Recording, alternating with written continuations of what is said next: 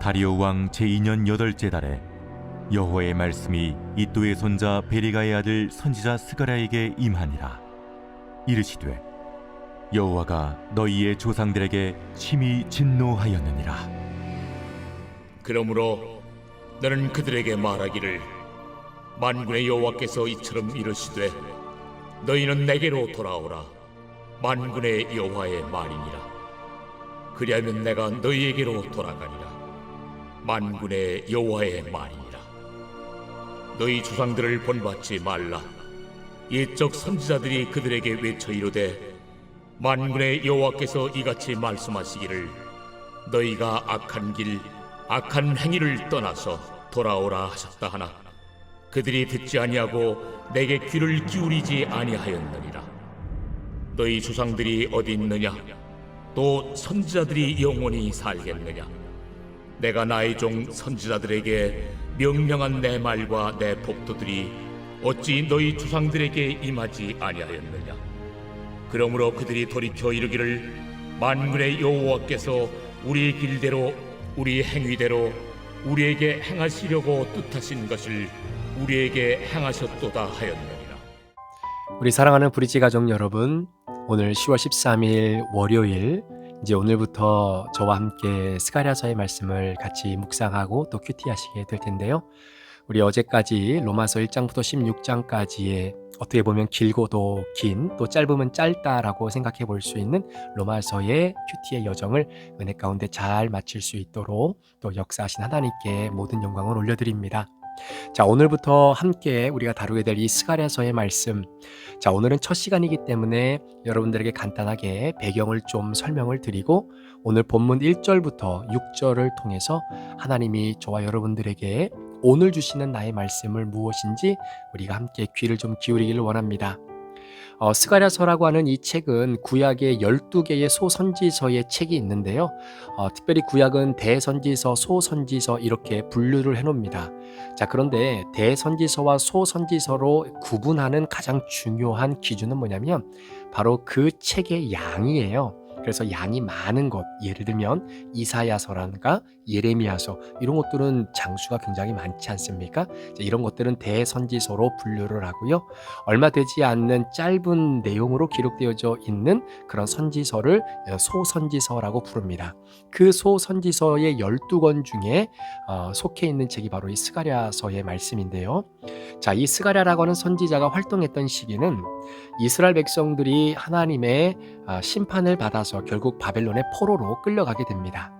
자, 그리고 70년이 차고 난 이후에 하나님이 약속하신 대로 이스라엘 백성들을 다시 그 남은 자들을 이스라엘 땅으로 돌려보내게 되지요.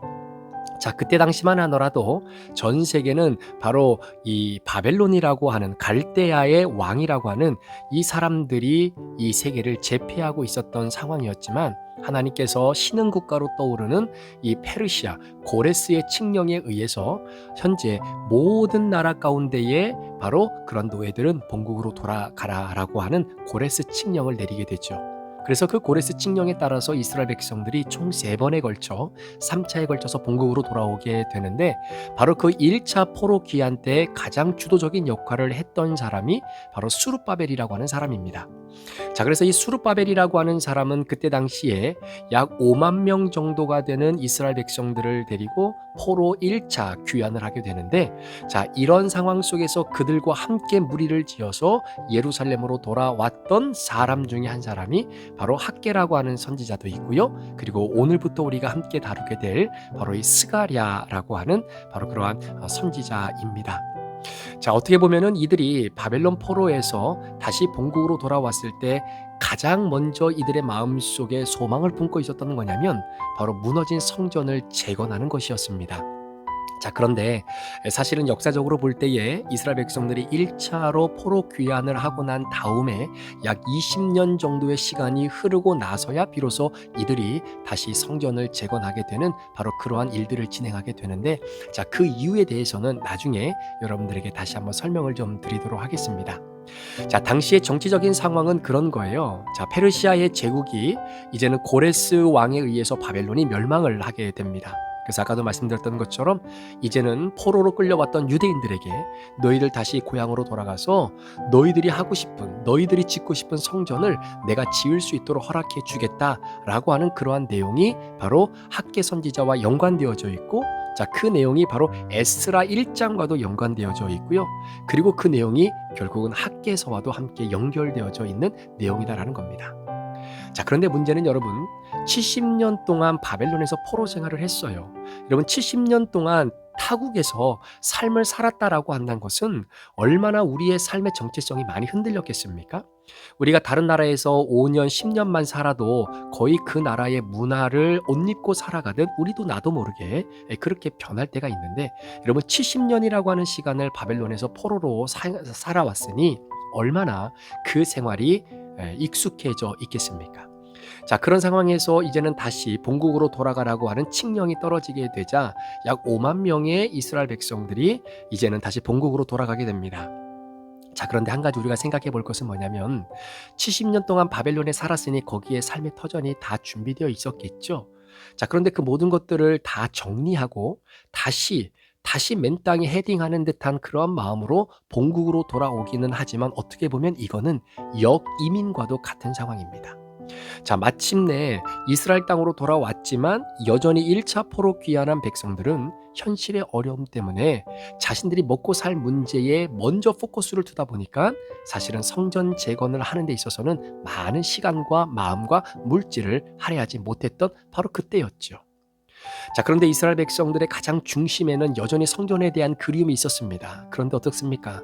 먹고 살 문제가 코앞에 닥치다 보니 자신들의 정체성, 하나님의 백성으로서 성전에서 하나님을 예배하고 찬양했던 그 아름다운 시간을 점점점 잃어가고 있던 그 찰나에 하나님께서 세우셨던 학개 선지자와 스가랴 선지자를 그들에게 보내셔서 그들이 해야 할 성전 재건을 독려하시는 바로 그 내용이 바로 스가랴 선지자의 말씀이다라는 것입니다. 자, 사회적인 배경을 한번 보십시오. 얼마나 절망과 낙심의 시대를 살아갔겠습니까? 포로 귀환한 유대인들은 현실의 벽 앞에서 좌절할 수밖에 없었습니다. 고향은 이미 다 폐허가 되었고요. 농업과 생활의 기반이 완전히 무너졌습니다. 예전에 내가 살고 있었던 지역은 이제는 다른 사람이 주인 되어서 살게 되고, 내 땅이었다라고 생각했던 그곳에서 이제는 전혀 얼굴도 보지 못했던 사람이 내 땅이다라고 터전을 잡고 살아가고 있으니, 여러분 그 땅을 다시 얻어내기 위해 그들과 갈등을 일으켜야 되기도 하고, 그 갈등이 싫었던 사람들은 나의 고향을 결국은 떠나게 되는 것이죠. 여러 가지로 경제적인 어려움을 갖고 있는 그런 상황 속에 유다라고 하는 나라는 여전히 페르시아의 속국으로 있었기 때문에 그들 나름대로의 자치권이 거의 없는 그런 식민지의 삶과 같았다라고 보시면 되겠습니다. 자, 그런 의미에서 오늘 본문 1절 말씀에 보니까 다리오 왕 제2년 8째 달에 이렇게 기록되어 있죠. 자, 지금 스가랴가 활동했던 시기는 이미 이스라엘 백성들이 1차 포로 귀환을 통해서 예루살렘에 도착한 지 약 16년에서 20년 정도가 흐른 바로 그런 시간적 상황입니다. 자, 그런데도 불구하고 여전히 그들이 사용하는 시간의 타임의 기준은 이방 사람들이 사용했던 타임의 기준을 그대로 사용하고 있다는 거죠. 다리오 왕 제2년 8째 날에 이렇게 표현하고 있는 것입니다. 자, 그러니까 비록 바벨론이 무너지고 페르시아가 등극하면서 그들이 다시 원래 본국으로 돌아오긴 했지만 여전히 페르시아의 속국으로 자치권이 거의 없는 그런 식민지적인 삶을 살았던 상황입니다. 자, 그러니 영적으로도 얼마나 마음에 무너짐이 있겠습니까? 사람들은 생각합니다. 우리가 지금 살아가는 것도 너무나 힘들고 어려운데 우리가 성전을 짓고 우리가 영적으로 다시 회복된다는 게 그게 도대체 지금 무슨 의미가 있겠느냐? 당장 내일 먹고 살 것도 없는 그 어려움과 고민을 가지고 오늘을 지새워야 되는데, 이런 상황에서 우리가 갖고 있는 신앙이, 우리가 갖고 있는 영적인 민감함이 이게 도대체 무슨 의미가 있겠는가라고 하는 영적 침체에 깊이 빠지게 되기도 합니다. 자, 그러다 보니까 성전 재건에 대한 열망도 식어지고, 또 뿐만 아니라 내 내부적인 내 마음의 무너짐도 있지만 사실은 외부의 반대 세력들도 굉장히 강했다라는 것이죠. 자, 그러니까 한번 생각해 보세요. 내가 내 마음도 다스리기도 너무나 힘들고 내 삶의 정황도 정말로 예측할 수 없는 불안 속에 있고, 또 그리고 외부적으로도 성전을 재건하는 것을 방해하는 그러한 강력한 세력들이 있다 보니까 사실 공사가 진행이 되지 못하고 중단될 수밖에 없었던 것입니다. 점점 성전을 지어가는 이 아름다운 영적인 우리의 우선순위가 이스라엘 백성들 가운데 점점 뒤로 밀려나게 되어지는 그 순간 하나님이 스가랴 선지자를 세우셔서 성전을 세워야 되지 않겠느냐, 성전을 다시 회복해야 되지 않겠느냐라고 말씀을 해주셨던 부분이 있다라는 것이죠. 자, 그런데 아까도 말씀드렸던 것처럼 학개라고 하는 선지자, 그다음에 스가랴라고 하는 선지자가 동시대 인물인데요. 이 두 사람이 포로 귀환한 이스라엘 백성들을 향해 하나님의 메시지를 전했던 선지자들입니다. 자, 그런데 학개 선지자와 스가랴 선지자의 메시지에 약간 차이가 있어요. 예를 들어 여러분, 학개 선지자는요, 말 그대로 우리의 눈에 보이는 외적인 성전을 빨리 지어야 된다라는 것을 강조했던 메시지를 전한 선지자가 학개 선지자라고 한다면, 여러분 스가랴 선지자는 우리의 눈에 보이는 어떤 외형적인 성전, 이것도 물론 중요하지만 그것이 지어지기 전에 지금 무너진 너희들의 영적 침체의 마음, 지금 완전히 무기력하게 빠져버린 그 신앙의 무의미함을 다시금 하나님 앞에서 회복하는 것, 그것이 가장 중요한 것이다 라고 하는 것을 전제로 하나님의 나라가 다시 회복될 것이다 라는 소망의 메시지를 전하는 그 중심이 바로 스가랴 선지자가 서 있는 곳이다 라는 것이죠. 스가랴라고 하는 이름은요, 여호와께서 기억하신다 라고 하는 뜻을 갖고 있는 이름입니다. 자, 오늘 본문 1절 말씀에도 보면 이런 말씀이 기록되어 있지 않습니까? 여호와의 말씀이 이또의 손자 베레가의 아들 선지자 스가랴에게 임하니라. 자, 여기서 말하는 이또라고 하는 사람은 1차 포로 귀환 때 함께 그 무리와 섞여서 예루살렘 본국으로 돌아왔던 바로 제사장입니다. 그러니까 이또가 스가랴의 할아버지가 되겠죠. 따라서 당시에는 우리의 조상이, 또 우리의 가문이 제사장 가문이면요, 그 이하에 출생되어지는 모든 자손들도 그때도 동일하게 제사장의 역할을 감당하게 되는 겁니다. 자, 그렇기 때문에 아마도 스가랴 선지자도 그러한 역할을 감당했던 제사장 가문의 한 사람이었다라고 보는 것이 좀 맞는 것이죠. 자, 스가랴라고 하는 이 선지자 이름의 뜻, 여호와께서 기억하신다라는 거죠. 하나님이 잊지 않으신다라는 겁니다. 그 말은 다시 무너진 백성들을 하나님이 기억하시고 이들에게 다시금 회복의 말씀을 주시겠다라는 거죠. 자, 그런데 오늘 제가 여러분들하고 좀 나누고 싶은 말씀의 핵심은, 하나님이 이스라엘 백성들을 잊어버리지 않으시고 그들을 기억하시고 그들에게 회복의 말씀을 주시는데, 그 회복의 말씀의 시작이 무엇으로부터 시작되냐면 너희는 내게로 돌아오라는 거예요. 내게로 돌아오라는 겁니다. 여러분, 스가랴 선지자는 성전 재건과도 연관되어져 있는 선지자입니다. 그래서 우리는 생각하기를 하나님께서 성전을 빨리 지으라고 하셨으니까, 그것이 이스라엘 백성들의 영적인 프라이어티니까 당연히 너희들은 빨리 성전을 지어라, 너희들이 영적인 무기력감에서 헤어나와서 하나님을 모시는 거룩한 성전을 마치 우리가 솔로몬의 성전의 화려함처럼 그렇게 지어라 라고 말씀해 주시는 것이 하나님의 첫 번째 메시지일 것 같기도 하지만, 아까도 말씀드렸지만 학개 선지자와는 달리 스가랴 선지자는 하나님의 마음, 이스라엘 백성들을 향한 그 소망의 메시지가 훨씬 더 중요한 메시지였다라는 것이죠. 그게 뭐냐면 바로 내게로 돌아오라는 거예요. 내게로 돌아와라. 성전을 짓기 이전에, 너희들이 다시 일어나기 이전에, 너희들이 어떠한 인생을 살아가야 될지 결정하기 이전에 제일 중요한 것은 너희들이 내게 돌아와야 된다라는 거예요. 여러분, 그 돌아온다라는 것은 건물이 지어진다는 의미에서의 돌아옴이 아니라 너희들의 심령 속에 무너져 있는 하나님을 향한 사랑과 열정, 열망, 그 마음의 성전이 다시 지어져야 진정으로 보여지는 성전이 지어질 수 있다는 거지요. 그래서 너희는 내게로 돌아와라. 그리하면 내가 너희로 돌아가리라. 이것이 하나님이 이스라엘 백성들 1차 포로 귀환으로 돌아온 자들을 향해 주시는 소망의 메시지였다는 것이죠. 사랑하는 성도 여러분, 오늘 동일하게 너희는 내게 돌아와라. 너희는 내게 돌아와라. 그리하면 내가 너희에게로 돌아가리라. 하나님이 우리에게 돌아오신다라면 여러분, 그건 게임 끝난 것 아닙니까? 우리가 넘어지고 실패하고 인생의 좌절함을 느끼는 이유가 무엇입니까? 여호와 하나님인 성령의 영이 내와 함께하지 않기 때문이에요. 하나님이 내 편 되어 주시지 않기 때문입니다. 구약에 기록되는 수많은 위인들의 전쟁 이야기를 보더라도 그 전쟁에서 그들이 승리할 수 있었던 유일한 방법은 그들의 허리춤에 차고 있었던 칼집이 여러분 뽑아서 그 사용했던 칼이 날카로웠기 때문이 아닙니다. 전술과 전략이 좋았기 때문이 아닙니다. 하나님이 그들과 함께 하시는 전쟁이었기 때문이에요. 그러니까 하나님이 그들에게 돌아오지 아니하시면 그 전쟁은 아무리 준비해도 여러분 승리를 거머쥘 수 없는 전쟁이 되는 것입니다.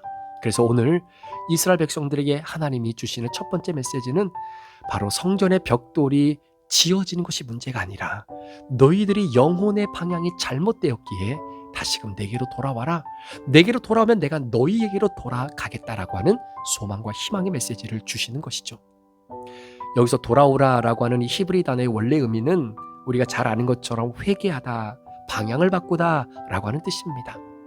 그러니까 하나님께서 이스라엘 백성들에게 나에게로 돌아와라 라고 하는 것은 단순히 내가 죄를 지었으니까 다음부터는 그러지 말아야지 라고 하는 후회하는 감정만 가지라고 하는 의미가 아니라 삶의 방향을 하나님께 다시 돌이켜 라고 하는 결단입니다.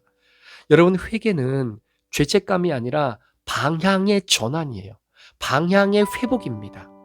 우리의 방향이 세상을 향해 있었던, 또 세상의 물질에 향해 있었던, 세상의 성공에 향해 있었던 우리의 삶의 방향을 하나님께로 바꾸어서 하나님께로 돌아가면 하나님이 우리가 추구해야 할 성공과 우리가 누려야 할 바로 이 팔복을 하나님이 책임져 주시겠다라는 거예요. 그러니까 나를 믿고 삶의 방향을 돌려보라는 겁니다. 하나님께서는 여전히 말씀하시죠. 너희가 돌아오면 나도 너에게 돌아가겠다. 여러분, 이 순서를 잘 기억하시기를 바랍니다. 너희가 내게 돌아오면이 먼저예요. 그러면 나도 너에게 돌아가겠다라는 겁니다. 그런데 우리는 하나님이 먼저 내게 돌아와 주셔야 내가 하나님께 돌아가겠다라는 거죠. 하나님이 이거 먼저 챙겨주시고 하나님이 이것부터 먼저 응답해 주시고 하나님이 이것부터 다시 다 셋업해 주시고 모든 것들이 다 완벽하게 되었다라고 제 마음에 안정감이 들어질 때 그때 내가 하나님께 돌아가겠습니다 라고 하는 우리의 마음은 있지 않으십니까? 사랑하는 성도 여러분, 하나님의 회복은 언제나 회개의 자리에서 시작되는 거예요. 너희가 돌아오면, 너희가 회개하면, 너희가 방향을 바꾸면. 소망하기는 오늘 처음 스가랴의 말씀을 함께 묵상하면서 이스라엘 백성들이 바벨론의 포로로 끌려갔던 이유가 무엇입니까? 지금 하나님께서 스가랴를 통해서 이스라엘 백성들에게 선포하시는 메시지가 그겁니다. 여호와가 너희의 조상들에게 심히 진노하였느니라. 자, 너희가 바벨론 포로에서 1차로 돌아왔는데, 자, 바벨론 포로로 끌려갔을 때 너희들의 조상들이 얼마나 하나님의 마음을 힘들게 했고 하나님 앞에 우상 숭배하고 하나님께 돌아가지 않았던 삶을 살았기에 하나님이 얼마나 심하게 진노하셨으면 너희가 바벨론의 포로로 끌려갔느냐, 그걸 기억하라는 거예요. 그걸 잊지 말라는 겁니다. 그래서 너희가 70년 동안 이렇게 생고생하면서 바벨론의 포로 가운데에 정말로 인간 취급받지 못하며 살았던 너희들의 삶을 기억하라는 거지요. 왜 우리가 바벨론의 포로로 끌려가게 됐는지, 그 조상들의 모습을 기억하면서 너희들이 다시 내게로 돌아와야 된다는 것이죠. 자, 4절 말씀에 하나님 이렇게 말씀하십니다. 너희 조상들을 본받지 말라. 옛 선지자들이 그들에게 외쳤으나 그들이 듣지 아니하였다. 여러분, 이스라엘 조상들은 예언자의 경고를 무시하고 결국 심판을 받았습니다. 그들은 하나님의 말씀을 귀로만 들었지 마음으로 반응하지 않았습니다. 그 결과가 어떻게 됐습니까? 예루살렘은 철저하게 무너지고 이들은 포로가 되었죠. 오늘 하나님은 스가랴 선지자를 통해서 이 역사를 다시 상기시키면서 과거의 실패를 반복하지 말라라고 경고합니다. 과거의 실패를 진짜 반복하지 말라라고 경고하는 겁니다. 사랑하는 성도 여러분, 하나님이 오늘 우리에게 매일매일 하나님께서 주시는 이 큐티의 말씀, 그날 주시는 하나님의 음성에 우리가 귀를 기울여야 되는 이유는 그 말씀을 붙잡아야 우리가 과거의 실패를 반복하지 않을 수 있기 때문입니다. 말씀으로 우리의 실패와 말씀으로 우리의 연약함을 다시 들추어내지 못하면 우리는 또다시 그 과거의 실패에 무릎을 꿇고 또 반복되어지는 실패를 경험할 수밖에 없다라는 것이죠. 회개를 지연하는 것은 회복을 지연하겠다라는 겁니다. 오늘도 마찬가지예요. 우리가 삶의 예배를 드리지만 하나님 말씀 앞에서 우리가 변화되지 않는다면 우리도 동일한 영적 무감각 속에 머물 수밖에 없는 겁니다. 우리가 매일매일 큐티를 하면서 이 훈련을 함께 받고 나아가고 있지만 이 큐티의 훈련을 통해서 우리가 놓치지 말아야 될 것은 이 말씀 앞에서 내 자신이 과거에 지은 죄로 다시 돌아가고 있는지, 그 죄 가운데 오늘도 내가 거하고 있는지를 다시 한번 점검하라는 겁니다. 그래서 만약에 죄 가운데 또 거하고 있는 나의 모습이 있다면 하루속히 말씀 앞으로 돌아오는 바로 그러한 훈련을 오늘도 우리가 해 나가는 것이죠. 사랑하는 성도 여러분, 하나님께서 스가랴 선지자를 통해 이스라엘 백성들에게 사명을 주시는 겁니다. 그 사명은 단순히 너희들이 과거에 너희 조상들이 잘못했기 때문에 그 잘못에 대한 책임을 내가 묻는다라고 하는 그런 의미에서의 말씀이 아니라, 그렇기 때문에 너희가 내게 돌아오면 내가 너희와 함께 절망의 시대를 접고 새로운 소망의 시작을 너희들과 함께 시작하겠다라고 하는 선포의 희망의 나팔의 메시지 아니겠습니까? 오늘도 저와 여러분이 동일한 부르심을 받았어요. 세상은 여전히 무너져 있고 믿음의 성벽은 나도 모르게 금이 가 있고 하나님 나라의 가치가 완전히 무산되어진 시대를 살고 있습니다. 이때 하나님이 오늘 우리에게 요구하시는 것은 과거를 청산하고 주님 앞으로 돌아오라는 겁니다. 말씀으로 돌아오십시오. 예배의 자리로 돌아오십시오. 그리고 사랑과 순종과 은혜의 자리로 돌아오십시오. 그것이 오늘 저와 여러분들에게 허락해 주신 우리의 사명입니다. 다시 한번 오늘 말씀을 여러분들과 나눕니다. 너희는 내게로 돌아와라. 그리하면 내가 너희에게로 돌아가리라. 하나님께로의 복귀는 언제나 회복의 시작입니다. 우리가 하나님께 돌아가겠다라고 믿음의 고백을 갖고 우리의 삶의 방향을 돌이키는 그 순간 회복이 시작이 되는 겁니다. 우리 가정이 하나님께로 돌아가겠다라고 부부가 선포하는 그 순간 그 가정은 일어나는 겁니다. 하나님, 우리 가정이 하나님 앞에 가정 예배로 다시금 일어나겠습니다라고 부부가 결단하고 자녀들과 함께 예배를 드리는 그 순간이 회복되는 그 순간이 여러분의 가정이 살아나는 시간입니다. 무너진 가정 예배 다시 세우십시오. 무너진 큐티의 자리 믿음으로 다시 세워가기를 주의 이름으로 축복합니다. 기도가 멈추어 있습니까? 말씀을 잃어버렸습니까? 하나님의 사랑을 잃어버렸습니까? 오늘 주님이 이스라엘 백성들에게 스가랴 선지자를 통해 주셨던 그 메시지가 저와 여러분들에게 주시는 나의 메시지로 받기를 원합니다. 돌아와라, 돌아와라. 내가 너희에게로 돌아가리라. 함께 기도합니다. 하나님, 오늘부터 우리 성도들과 함께 스가랴 선지자의 말씀을 함께 묵상합니다. 돌이킬 수 없는 실패와 좌절 속에서도 여전히 하나님은 우리들에게 돌아와라, 돌아와라. 네가 나에게 먼저 돌아오면 그 다음에 내가 너에게로 돌아갈게. 하나님 그렇게 말씀해 주시니 너무나 감사합니다. 여전히 나는 하나님께로부터 멀어져 있는 부분이 혹 있다면 그 자리로부터 다시 일어나 하나님께 돌아갈 수 있도록 은혜를 베풀어 주십시오. 회개라고 하는 것은 단순히 후회하는 감정이 아니라 내 삶의 방향의 전환임을 고백합니다. 하나님이 기뻐하지 않는 삶을 정리하고 주님이 기뻐하시는 삶의 방향으로 오늘도 나아갈 수 있도록 도와주옵소서.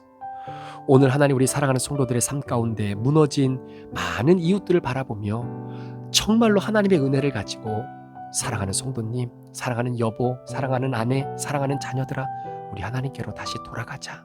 우리 하나님께로 다시 돌아가자. 우리 가정이, 우리 부부가, 우리 자녀들이 다시 하나님께로 돌아가자라고 외칠 수 있는 그 용기가 우리 모든 성도들 가운데 있게 하여 주옵소서. 그런 마음을 갖고 오늘을 출발하는 우리 사랑하는 귀한 성도들을 축복해 주시기를 원하며 예수 그리스도의 존귀하신 이름으로 축복하며 기도합니다. 아멘.